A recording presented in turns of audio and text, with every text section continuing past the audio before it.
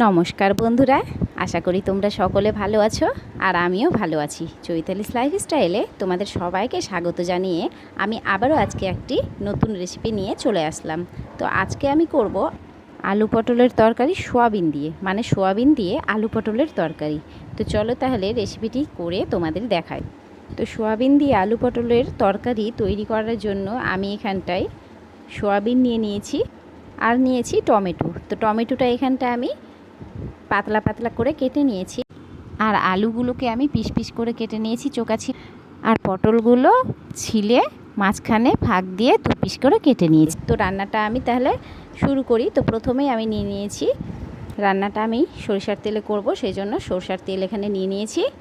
আর নিয়েছি লবণ, হলুদ, আর এখানটায় নিয়েছি জিরে গুঁড়ো, মানে জিরেকে শুকনো খোলায় উলিয়ে নিয়ে যে গুঁড়োটা আমরা করি সেই জিরে গুঁড়ো, আর নিয়েছি একটুখানি ধনে গুঁড়ো, আর নিয়েছি চিনি। আর ফোড়নে দেবার জন্য আমি নিয়েছি শুকনো লঙ্কা, তেজপাতা আর একটুখানি পাঁচফোড়ন। হ্যাঁ, দুটো কাঁচা লঙ্কা নিয়েছি, কারণ কাঁচা লঙ্কা দিয়েই আমি করব, আর শুধু শুকনো লঙ্কাটা দিয়েছি ফোড়নের জন্য। আর নিয়েছি একটুখানি গরম মশলা, তো গরম মশলাটা এখানে নিয়ে নিয়েছি। আর নিরামিষ রান্নাতে একটুখানি ঘি দিলে ভালো লাগে, সেজন্য একটুখানি ঘি নিয়েছি। তো বন্ধুরা, আমরা এখানটায় প্রথমে লবণ হলুদ দিয়ে সোয়াবিনটাকে জলের মধ্যে সিদ্ধ করে নেব। তো লবণ হলুদ দিয়ে যদি সোয়াবিনটা সিদ্ধ করা যায় তাহলে কিন্তু বেশ ভালো লাগে। সোয়াবিনের ভিতরে একটু লবণটা ঢুকে আর কালারটাও বেশ ভালো হয়, সেই জন্য আমি লবণ হলুদ দিয়ে বেশ ভালো করে সোয়াবিনগুলোকে এইভাবে আমি জলের মধ্যে সিদ্ধ করে নিলাম। তো এইভাবে বন্ধুরা আমি সোয়াবিনগুলোকে সিদ্ধ করে অন্য একটি পাত্রে জল থেকে তুলে রেখেছি। এইবারে আমি কিন্তু গ্যাসের মধ্যে কড়াই বসিয়ে দিলাম। এবার কড়াইটা গরম হওয়ার পরে বেশ খানিকটা আমি সরিষার তেল দিয়ে দিলাম।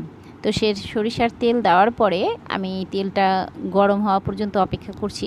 গরম হয়ে গেছে, এবারে কিন্তু আমি পাঁচফোড়ন, শুকনো লঙ্কা আর তেজপাতাটা এর মধ্যে দিয়ে দিব। তো বন্ধুরা, কড়াই তো গরম হয়ে গেছে, তেলটাও গরম হয়ে গেছে। তো এইভাবে আমি কিন্তু এখন পাঁচফোড়ন, শুকনো লঙ্কা, তেজপাতাটা দিয়ে দিলাম।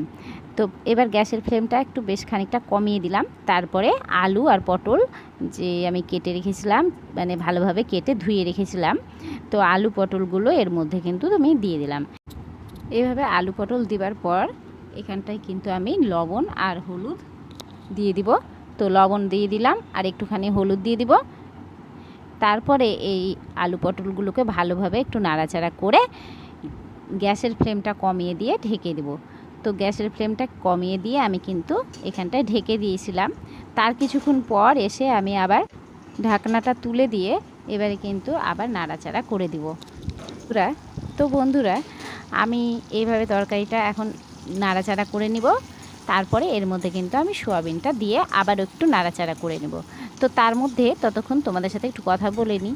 আমার চ্যানেলটাকে তোমরা সবাই সাবস্ক্রাইব করেছো তো? আমার চ্যানেলটাকে প্লিজ তোমরা সাবস্ক্রাইব করে নিও। আর যদি ভালো লাগে এই রান্নাটা একটি লাইক করো, আর কমেন্টের মাধ্যমে জানিও যে রান্নাটা কেমন লাগলো তোমাদের। তো চলো তাহলে বাকি রান্নাটা করে নেওয়া যাক। তো এখানটায় আলু পটলটা ভাজা ভাজা হয়ে গেছে, আমি আলু পটলটা নেড়ে দিয়েছিলাম। তারপরে কিন্তু এখানটা আমি সোয়াবিনটা দিয়ে দিলাম। তো সোয়াবিনটা দিয়ে আবারও কিন্তু একটু নেড়ে দিচ্ছি। তো এইবারে কিন্তু আমি এর মধ্যে টমেটোটা দিয়ে দিব। তো আমি এখানটায় টমেটোটা দিয়ে দিলাম। এবারে কিন্তু একটু আমাদের লবণ আর হলুদ আবারও একটু দরকার হতে পারে, কারণ এর মধ্যে জল দিব আর টমেটোটাও দিলাম। তো আমাদের যদি দরকার পড়ে তাহলে এখানে আমরা কিন্তু আরও একটু লবণ হলুদ দিতে পারি। তো আমি একটুখানি দিয়ে দিলাম। বন্ধুরা, আমি এখানে লবণ হলুদ দেওয়ার পরে একটু তরকারিটা নেড়ে নিচ্ছি। নেড়ে দিয়ে একটা বাটির মধ্যে আমি একটুখানি জল নিয়ে গুঁড়ো মশলাগুলো, যেগুলো জিরে গুঁড়ো, ধনে গুঁড়ো সেগুলো রেখেছিলাম, সেই ধনে গুঁড়ো, জিরে গুঁড়ো এইসব আমি এই বাটির মধ্যে গুলে নিয়েছি। আর সঙ্গে দুটো কাঁচা লঙ্কা চিড়ে আমি সেটাও কিন্তু দিয়ে দিয়েছি। তো আমি তরকারির মধ্যে মশলাগুলো জলটি দিয়ে দিলাম। তো মশলাগুলো জল দেওয়ার পরে তারপরে কিন্তু তরকারিটা আমি ভালোভাবে আবারও একটু নেড়ে নেব। এবারে ভালোভাবে তরকারিটা নেড়ে নেবার পরে আমি কিন্তু এখানটায় জল দিয়ে দিব। তো বন্ধুরা, আমি তরকারির মধ্যে জল দিয়ে দিয়েছি। এখানে আমি ঠান্ডা জল ইউজ করেছি, কিন্তু তোমরা চাইলে গরম জল দিতে পারো। তো বন্ধুরা, জল দেওয়ার পরে আমি কিন্তু তরকারিটা ঢেকে দিয়েছিলাম। এবার ঢাকনা চাপা দেওয়ার কিছুক্ষণ পরে আমি আবার এসেছি ঢাকনাটা তুলে দিতে। তো ঢাকনাটা আমি তুলে দিয়েছি, দিয়ে এবার তরকারিটা আমি একটু নেড়ে নেব। এবার নেড়ে দেওয়ার পরে আমি কিন্তু এখানটা চিনি অ্যাড করে দিলাম। আমি এখানটা চিনি দিয়ে দিয়েছি। এবারে কিন্তু আমি এই তরকারির মধ্যে ঘি দিয়ে দিব। তোমরা চাইলে ঘি দিতেও পারো, ঘি না দিলেও হবে। তো ঘি আমি একটু দিয়ে দিলাম। আর এখানটায় গরম মশলা দিয়ে দিব, কারণ আমি এখানে তরকারিটা নাড়াচাড়া করে নামিয়ে নেব। তরকারিটা আমার হয়ে গেছে, তো আমি এখানটায় একটু গরম মশলা দিয়ে দিলাম। তো আমি তরকারিটাতে গরম মশলা দিয়ে ভালোভাবে নেড়েচেড়ে নামিয়ে দিলাম। তো আমার তরকারিটা কমপ্লিট হয়ে গেছে। আর এই ধরনের তরকারি কিন্তু যেমন ভাতে ভালো লাগে, তেমন রুটিতেও আবার পরোটাতেও বেশ ভালো লাগে। তো আজ এই পর্যন্তই। তোমরা সবাই ভালো থেকো, সুস্থ থেকো।